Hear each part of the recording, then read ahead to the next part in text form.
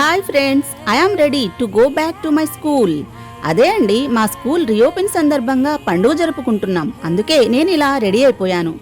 Government ప్రతి reopen రోజును ఘనంగా జరుపమంటుంది. ఎందుకో తెలుసా మీకు? ఈరోజు మీకు ఆ విషయాలు, అందులో ఇమిడి ఉన్నటువంటి 2 పాయింట్స్ మీకు చెప్తాను. అందులో first number 1, Dasara, Christmas, Deepavali ఈ పండుగలు ఎందుకు జరుపుకుంటాం? కృష్ణుడు, రాముడు, జీసస్ వీరందరూ ఎప్పుడో పూర్వం ఈ భూమి మీద ఉండి మంచిని, క్షమాగుణాన్ని ప్రపంచానికి చాటారు.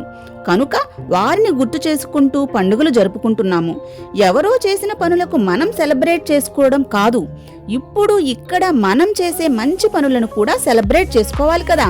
బికాస్ ఎడ్యుకేషన్, చదువు, జ్ఞానం, నాలెడ్జ్ ఇవి మనకు జీవితంలోని వరాలు, భగవంతుని ప్రసాదాలు. మరి వాటిని నెరవేర్చుతున్నందుకు, మనం మంచి పని చేస్తున్నందుకు సెలబ్రేట్ చేయాలి కదా.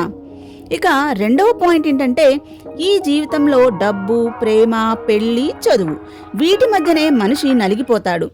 డబ్బు, ప్రేమ, పెళ్లి ఈ మూడింటిల్లో ఏది చేయాలన్నా కష్టమే. ఎందుకంటే అవి వేరొకరి అభిరుచి పైన ఆధారపడి ఉంటాయి.